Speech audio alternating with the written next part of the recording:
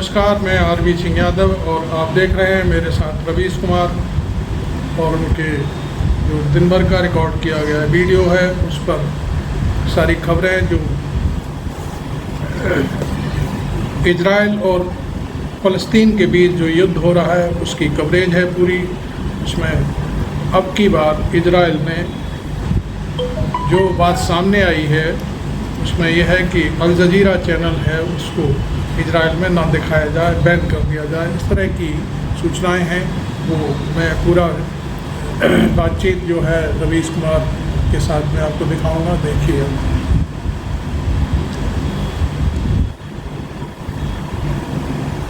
नमस्कार, मैं रवीश कुमार। इजराइल गजा के साथ साथ अब मीडिया पर भी हमला करने वाला है। टाइम्स ऑफ इजराइल में खबर छपी है कि इजराइल की सरकार ने ऐसे नियमों को मंजूरी दे दी है जिसके तहत उन विदेशी चैनलों को बंद किया जा सकता है जो राष्ट्रीय सुरक्षा के लिए खतरा हो सकते हैं। इसके बारे में हमने 19 अक्टूबर के वीडियो में बता दिया था कि कैसे इजराइल अल जज़ीरा को बाहर करने के लिए बेताब है। मंत्री तक इस चैनल के खिलाफ बयान दे रहे हैं। अगर अल जज़ीरा को बाहर निकाला गया तो इजराइल हमास युद्ध के साथ साथ एक और तरह का युद्ध शुरू हो जाएगा। हारित्ज ने अपने संपादकीय में भी लिखा है कि आपात स्थिति का बहाना बनाकर राष्ट्रीय सुरक्षा के नाम पर नागरिकों के अधिकार कम किए जा रहे हैं और लोगों को गिरफ्तार किया जा रहा है। हारित्ज ने एक और संपादकीय में दोबारा से लिखा है कि यह युद्ध इजराइल के लोकतंत्र का इम्तहान है, मगर लग रहा है इजराइल इस इम्तहान में फेल होने जा रहा है। एक अखबार युद्ध के बीच अपने देश और सरकार को लगातार चेतावनी दे रहा है। इस बीच इजिप्ट की सीमा पर 175 लॉरियां खड़ी हैं। उम्मीद थी कि 20 अक्टूबर को 20 ट्रक जाने की अनुमति मिल जाएगी, मगर संयुक्त राष्ट्र ने कहा है कि अगले 1-2 दिनों में ही ट्रक रवाना हो सकेंगे। इजिप्ट में एक सप्ताह पहले से मदद के सामान पहुंचा दिए गए हैं, मगर गजा तक नहीं पहुंच पा रहा। संयुक्त राष्ट्र के महासचिव ने कहा है कि गजा में मदद पहुंचाने के जो भी रुकावटें हैं हम उनका सामना कर रहे हैं। ट्रक तैयार हैं, हम चाहते हैं कि मदद जल्दी पहुंचे। आप जानते हैं कि मदद का तुरंत पहुंचना बहुत ज़रूरी है।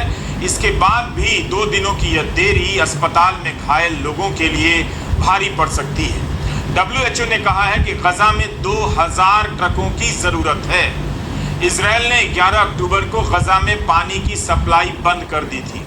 ह्यूमन राइट्स वॉच ने ट्वीट किया है कि गजा में 6 लाख लोगों को साफ पानी नहीं मिल रहा है। क्या इतनी बड़ी आबादी को गंदा पानी पीने पर मजबूर किया जा सकता है या उन्हें प्यासा रखा जा सकता है? तो क्या गूगल आपको ढूंढ पाता है? यानी अगर कोई गूगल पर जाकर आपको ढूंढे या आप जिस प्रोडक्ट और सर्विस में डील करते हैं उसे ढूंढे तो क्या पर मजबूर किया जा सकता है या उन्हें प्यासा रखा जा सकता है? यह सब हो रहा है तो फलस्तीन की जनता के साथ संवेदनाएं जताने का अमेरिका का, भारत का या किसी भी देश का क्या असर है और इसका क्या मतलब रह जाता है? फलस्तीनी स्वास्थ्य मंत्रालय के अनुसार इजराइल ने 24 अस्पतालों को खाली करने के लिए कह दिया है। तो इन अस्पतालों में जो डॉक्टर मरीज हैं कहाँ जाएंगे? क्या एक तरह से उन्हें मरने के लिए नहीं कहा जा रहा? फलस्तीन का ही आंकड़ा है कि 4000 से अधिक फलस्तीनी नागरिक मारे गए और घायलों की संख्या 12000 से ज़्यादा हो गई है।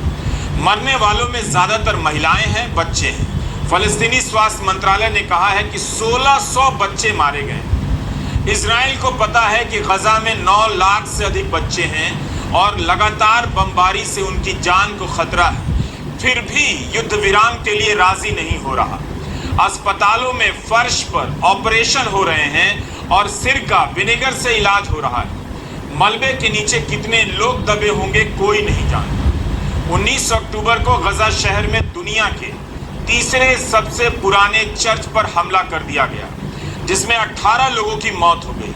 उधर इजराइल की तरफ से सूचना है कि उसकी सेना ने लेबनान की सीमा से लगे एक शहर किर्यात शुमोना के हजारों लोगों को शहर खाली करने के लिए कहा है। इसी तरह दक्षिणी गजा से लगे शहर स्तेरोत के लोगों को भी खाली करना पड़ा। इस शहर पर हमास का हमला हुआ था। इसके अलावा इजराइल अरब देशों के दूतावासों को भी खाली कर रहा है। समाचार एजेंसी AFP ने लिखा है कि इजराइल ने अपने नागरिकों को तुर्की से वापस बुलाने के बाद अपने दूतावास के अधिकारियों को भी बुला लिया है। बताया गया है कि विदेशों में इजरायलियों के खिलाफ आतंकी हमले की बढ़ती आशंका को देखते हुए इस तरह के फैसले लिए जा रहे हैं। खबर यह भी है कि 21 अक्टूबर को काहिरा में एक शांति सम्मेलन होने जा रहा है। इसमें 8 देश हिस्सा लेंगे। फलस्तीन अथॉरिटी के राष्ट्रपति मोहम्मद अब्बास भी हिस्सा लेंगे और फलस्तीन का साथ देने वाला दक्षिण अफ्रीका भी है और इजराइल का साथ देने वाला जर्मनी भी। तो क्या इस बैठक से कोई नतीजा निकलेगा? इसी संदर्भ में आज हम अपने वीडियो में अमेरिका, अरब देशों और भारत की कूटनीति राजनीति पर बात करेंगे। फलस्तीन को लेकर अरब देशों की इस समय पॉलिटिक्स क्या है?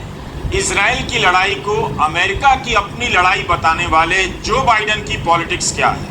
क्या अरब देश भी इजराइल की लड़ाई को अमेरिका की लड़ाई मानेंगे या अपनी लाइन को आगे बढ़ाकर इजराइल को एक समझौते के लिए मजबूर कर पाएंगे? इसी साल मई में जॉर्डन, इजिप्ट और सऊदी अरब ने कहा था कि 1967 के पहले की स्थिति बहाल हो, फलस्तीन को स्वतंत्र राज्य की मान्यता मिले और यरूशलेम राजधानी बने।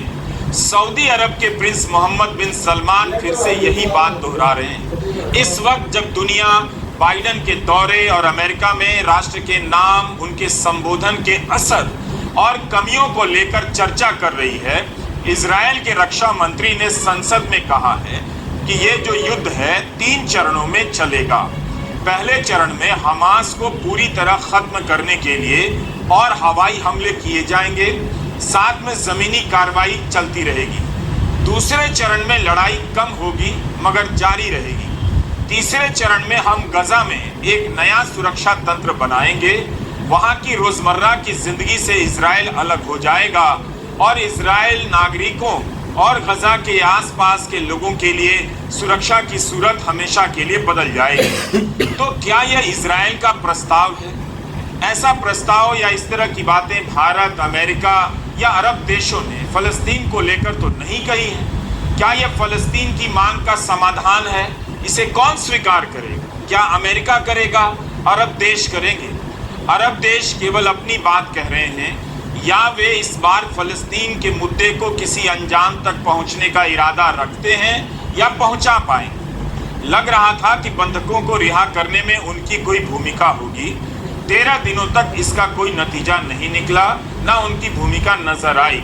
यह जरूर है कि अमेरिका से लेकर भारत तक फलस्तीन की मांग पर भी जोर दे रहे हैं, उनके अधिकारों की बात कर रहे हैं, मगर इसमें अरब देशों की कितनी भूमिका है, उनका कितना दबाव है, कहना मुश्किल है। और अब इजराइल के इस नए प्रस्ताव के बाद, गजा को लेकर नए प्रस्ताव के बाद अमेरिका, भारत और अरब देश नए सिरे से क्या करते हैं, देखने की जरूरत है।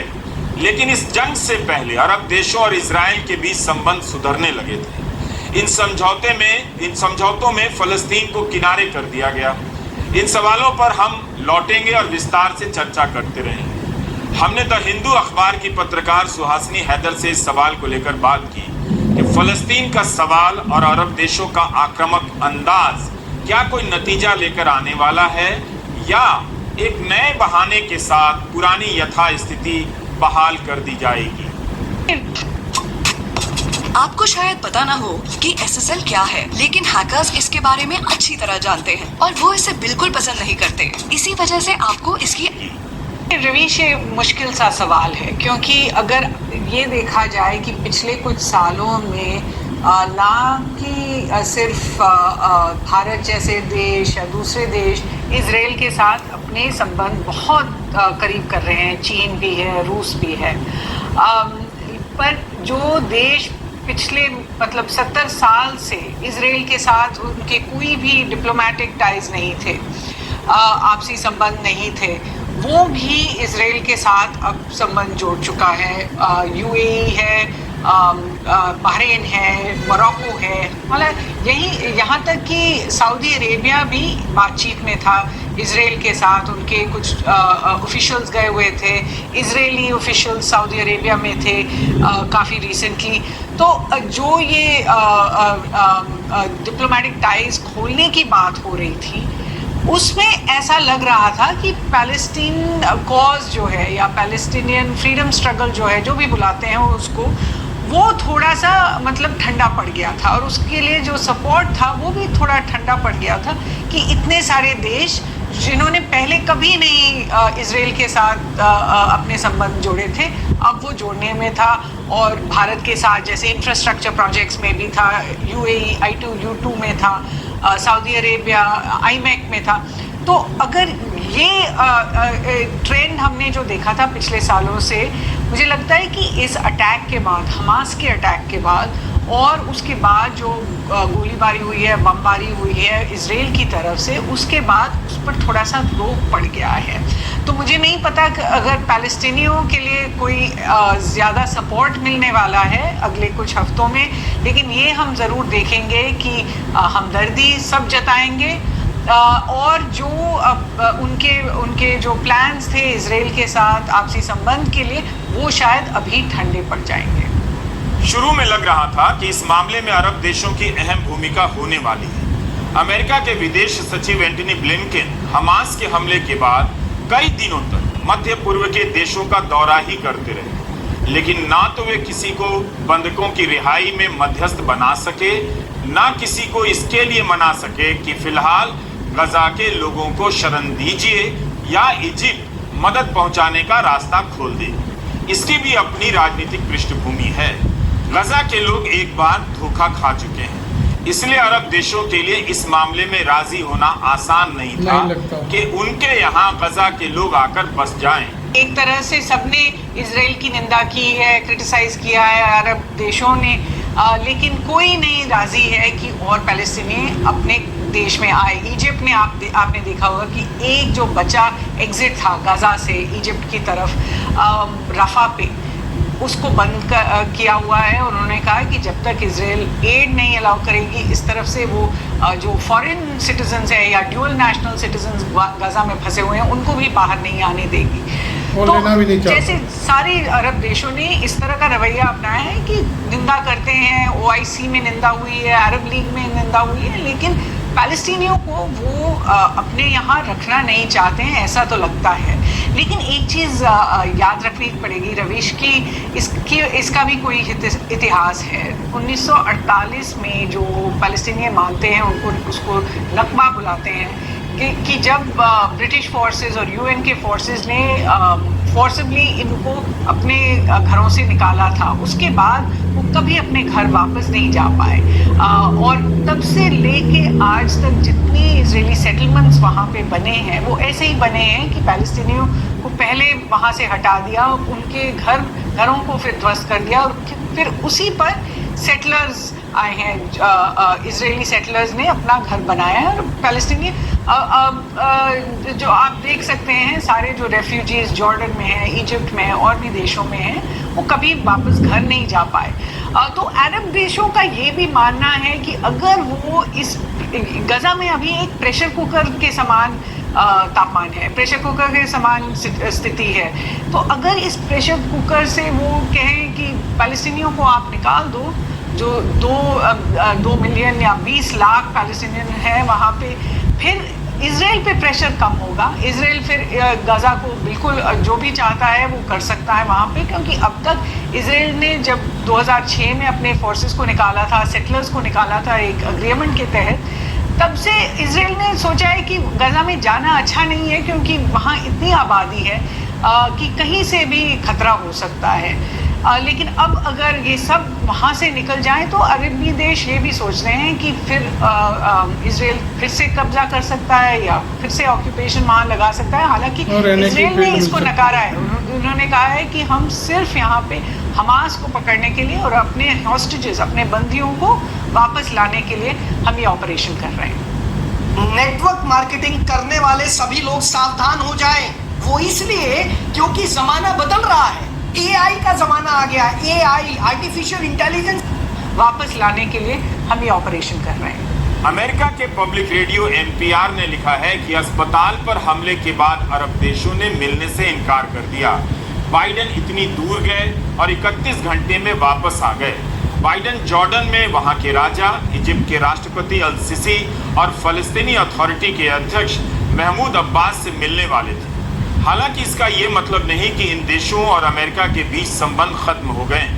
जो बाइडेन फलस्तीन के सवाल को भी उठा रहे हैं, बार बार कहे जा रहे हैं कि फलस्तीनियों और हमास में बहुत फर्क है, मगर फ्रांस और जर्मनी में फलस्तीनियों के पक्ष में समर्थन करने पर, विरोध प्रदर्शन करने पर रोक है, जुर्माना लगा दिया जाता है। इसके बाद भी फ्रांस में बहुत बड़ी संख्या में फलस्तीन के पक्ष में प्रदर्शन हुए हैं।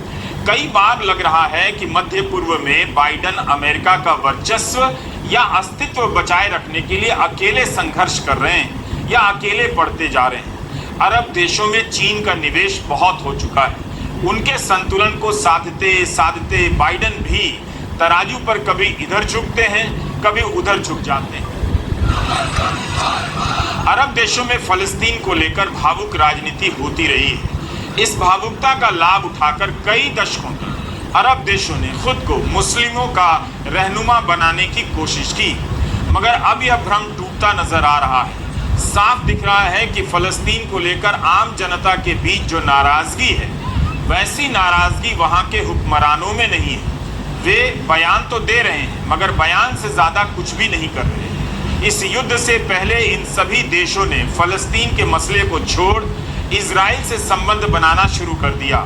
जैसे इनके बीच ये एहसास हो गया था कि फलस्तीन के मुद्दे से जितना मिलना था मिल गया, जितना निवेश उसमें करना था कर लिया, मगर कुछ होने वाला नहीं। इजिप्ट और जॉर्डन ने साफ कर दिया है कि वह गजा के लोगों को अपने यहाँ शरण नहीं देगा। अभी तक अरब देशों ने हमास को उकसाने और इजराइल को देख लेने के बयान से ज्यादा क्या किया? तो साफ नहीं है कि इस युद्ध के दौरान और बाद में अरब देशों का फलस्तीन से क्या रिश्ता होगा, किस तरह से इजराइल के साथ उनका रिश्ता होने जा रहा है। क्या भारत फलस्तीन को लेकर भी वैसे ही औपचारिकता निभा रहा है? मुश्किल में है जिस तरह की औपचारिकता अरब देश निभा रहे हैं। स्कॉटलैंड के प्रथम मंत्री हमजा यूसुफ ने कहा है कि अगर ब्रिटेन की सरकार ऐसी स्कीम तैयार कर दे तो स्कॉटलैंड वहां से आने वाले शरणार्थियों का स्वागत करेगा और अपने अस्पतालों में उनका इलाज करेगा। मुमकिन है ये दुनिया का पहला देश है जिसने इस तरह की घोषणा की है। जैक खौरी ने अपने संपादकीय लेख में लिखा है कि क्या बाइडेन इजराइल सरकार की इस पोजीशन को स्वीकार करेंगे कि गजा में हमास की सरकार को नष्ट करना होगा ताकि लड़ाई के अंत में हमास का गजा से सब कुछ मिट जाए। क्या बाइडेन युद्ध की दिशा और समय को लेकर ही चिंतित रहेंगे या युद्ध के बाद क्या होगा उसका खाका भी पेश करेंगे? इस सवाल का मतलब मध्य पूर्व के इलाके में कूटनीतिक प्रयासों से है। क्या अमेरिका अरब देशों के साथ मध्यस्थता करेगा, सभी को बातचीत की मेज पर लाएगा? बाइडेन को नेतन्याहू से पूछना चाहिए था कि इस युद्ध के बाद क्या होगा, उनके कूटनीतिक लक्ष्य क्या होंगे। हारेंस के संपादकीय में लिखा है कि बाइडेन को इजराइल का अभिभावक बनना और इजराइल को बच्चा समझना बंद कर देना चाहिए। फलस्तीन को भी शांति चाहिए, उनके बॉर्डर को मान्यता चाहिए। क्या अमेरिका इसके लिए पहल करेगा? क्या बाइडेन इजराइल से कह पाएंगे कि आपको दुख तो पहुंचा है, हमला हुआ है, मगर फलस्तीनी भी विलुप्त या समाप्त होने वाले नहीं। गजा को खाली नहीं कराया जा सकता, ना वेस्ट बैंक को। यह भी कहा जा रहा है कि बाइडेन ने जिस तरह से इजराइल को समर्थन दिया है, अब इजराइल के हर कदम की जवाबदेही उसकी भी हो सकती है। इजराइल की हर क्रूरता में अमेरिका भी शामिल माना जाएगा। बाइडेन ने कहा कि इजराइल की लड़ाई अमेरिका की लड़ाई, क्योंकि अगर इजराइल हार गया तो मध्य पूर्व में आतंक फिर से सर उठाने लगेगा और यह अमेरिका की राष्ट्रीय सुरक्षा के लिए खतरा हो सकता है। राष्ट्र के नाम संबोधन में बाइडेन ने कहा कि पुतिन और हमास अलग अलग खतरे दर्शाते हैं, पर इनमें जो समान बात वो ये कि दोनों ही पड़ोसी लोकतंत्रों को खत्म करना चाहते हैं। तो बाइडेन लोकतंत्र बचाने के लिए इजराइल का साथ दे रहे हैं, मगर युद्ध से पहले और अभी भी इजराइल में नेतन्याहू पर आरोप लग रहा है कि वे लोकतंत्र को खत्म कर रहे हैं। इजराइल की जनता और सेना के लोग भी नेतन्याहू के खिलाफ सड़कों पर उतरे हुए थे। इस समय जब युद्ध चल रहा है, इजराइल के प्रधानमंत्री के खिलाफ नाराजगी किसी तरह से कम नहीं हुई है। वहां के अखबार लिख रहे हैं कि इस व्यक्ति ने लोकतंत्र की हर संस्थाओं को कुचल दिया। तब क्या अमेरिका इजराइल में लोकतंत्र की बहाली कराने गया था या बचाने गया था? अमेरिका इजराइल के साथ मजबूती के साथ खड़ा है, मगर इसके पीछे जो कारण बता रहा है उसमें बहुत सारे कंफ्यूजन दिखाई देते हैं। आपने मार्केट में बहुत सारे अलग अलग ब्रांड का देसी गाय का देसी घी ट्राई कर लिया है, बट आज तक आपको प्योर क्वालिटी नहीं मिली है। आप ट्राई बहुत सारे कंफ्यूजन दिखाई देते हैं। बाइडेन ने जरूर अपने बयान से हमास और फलस्तीन के बीच के फर्क को बहुत साफ किया, वरना भारत से लेकर दुनिया के कई देशों और मीडिया चैनलों में दोनों को एक ही बताया जा रहा है। भारत में हमास और फलस्तीनी मांग को एक समझने वाले भी कंफ्यूज हैं। एक अंतर और नोट कीजिए, भारत ने फलस्तीन के समर्थन में दो बार बयान जारी किया, मगर एक बार भी फलस्तीन और हमास में अंतर को साफ नहीं किया, जिस तरह से अमेरिका के राष्ट्रपति जो बाइडेन ने किया है। प्रधानमंत्री मोदी ने फलस्तीनी अथॉरिटी के राष्ट्रपति मोहम्मद अब्बास के साथ फोन पर बात की। यह बातचीत बाइडेन के फोन पर बात करने के बाद हुई। प्रेस रिलीज में लिखा गया है कि प्रधानमंत्री ने गजा के अल अहली अरब अस्पताल में नागरिकों के मारे जाने पर गहरा शोक व्यक्त किया। भारत और इस क्षेत्र के बीच पारंपरिक रूप से घनिष्ठ और ऐतिहासिक संबंधों पर प्रकाश डालते हुए प्रधानमंत्री ने क्षेत्र में आतंकवाद, हिंसा और बिगड़ती सुरक्षा स्थिति पर गहरी चिंता व्यक्त की। उन्होंने इजराइल फिलिस्तीनी मुद्दे पर भारत की दीर्घकालिक और सैद्धांतिक स्थिति को दोहराया। ये स्थिति क्या है ये नहीं बताया। प्रधानमंत्री ने बताया कि भारत फलस्तीनी लोगों के लिए मानवीय सहायता भेजना जारी रखेगा। दोनों नेता संपर्क बनाए रखने पर सहमत हुए। ये सारी बातें वही हैं जो 12 अक्टूबर को विदेश मंत्रालय के प्रवक्ता अरिंदम बागची ने प्रेस कॉन्फ्रेंस में कही थी कि भारत हमेशा से ही इसकी वकालत करता रहा है कि सीधी बातचीत के जरिए स्वतंत्र और संप्रभु फलस्तीनी राज्य का गठन होना चाहिए। भारत ने फलस्तीन को लेकर अपनी ऐतिहासिक स्थिति को याद करने में जरा देर कर दी। हमले के पहले दिन इजराइल के प्रति समर्थन जता दिया, उसमें फलस्तीन को लेकर कुछ भी नहीं कहा गया। 12 अक्टूबर को पहली बार फलस्तीन पर भारत की आधिकारिक प्रतिक्रिया आती है, वह भी लिखित रूप में नहीं। उससे पहले 8 अक्टूबर को कांग्रेस ने फलस्तीन के सवाल पर अपना समर्थन जता दिया था। तब बीजेपी ने कांग्रेस के इस स्टैंड की आलोचना की। असम के मुख्यमंत्री हेमंता बिस्वा शर्मा ने कांग्रेस की तुलना पाकिस्तान तालिबान से कर दी। लेकिन जब भारत के विदेश मंत्रालय का फलस्तीन पर बयान आ गया तो जो कांग्रेस की लाइन पर ही था, तब सब इस मुद्दे को छोड़कर भाग गए। यही नहीं, एक सवाल यह भी है कि भारत विश्वगुरु बनने की चाहत रखता है, शांति का विश्व दूत बनना चाहता है, तो वह आगे बढ़कर पहल करने से क्यों कतराता है? अमेरिका की पहल के बाद क्यों पहल करता है? आखिर 2-3 ट्वीट के अलावा प्रधानमंत्री मोदी की इस मामले में क्या भूमिका है? क्या सार्वजनिक रूप से आप कुछ भी जानते हैं? उनके ट्विटर हैंडल पर जाकर देख लीजिए। जो बाइडेन ने कई बार कहा कि हमास अलग है, फलस्तीनी जनता और उनकी बात अलग है। यहाँ तक कि इजराइल से लौटते हुए बाइडेन ने जहाज में कहा कि एक ही काम करने आए थे, गजा को मदद पहुंचे, इसके लिए आए थे और वो काम हो गया। बाइडेन ने कहा कि गजा में सहायता पहुंचाना मेरे लिए सबसे जरूरी कामों में से एक था। उन्होंने कहा कि ज्यादातर लोगों को नहीं लगा कि मैं ये करवा पाऊंगा और ज्यादातर लोग नाकामी से नहीं जुड़ना चाहते हैं। बाइडेन ने कहा कि मुझे लगा था कि मुझे बीबी को मनाने में और वक्त लगेगा, मगर वे जल्दी मान गए। बाइडेन ने साफ साफ कहा कि इजराइल के साथ बुरा हुआ है, मगर इजराइल के पास उन लोगों की सहायता करने का मौका है जो कहीं नहीं जा सकते, तो उन्हें ऐसा करना चाहिए। बीबी नेतन्याहू को कहा जाता है। प्रधानमंत्री मोदी भी नेतन्याहू को अपना दोस्त बताते हैं। उनकी भूमिका इसमें अभी तक नजर नहीं आई। इस मामले में बाइडेन ने एक जोखिम तो उठाया।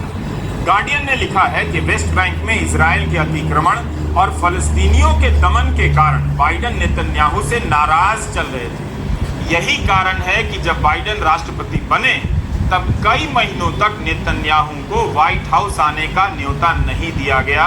गार्डियन का यह लेख इसी 17 जुलाई का है। जो बाइडेन की बहुत आलोचना हो रही है कि उन्होंने इजराइल का पक्ष लिया, उसे हथियार दिया और फलस्तीन के लिए जुबानी बयान देकर निकल गए। फिर भी बाइडेन मानते हैं कि गजा के लिए मदद के रास्ते खुलवाने आए थे और सफल रहे। भारत ने कहा कि वो मदद करता रहेगा।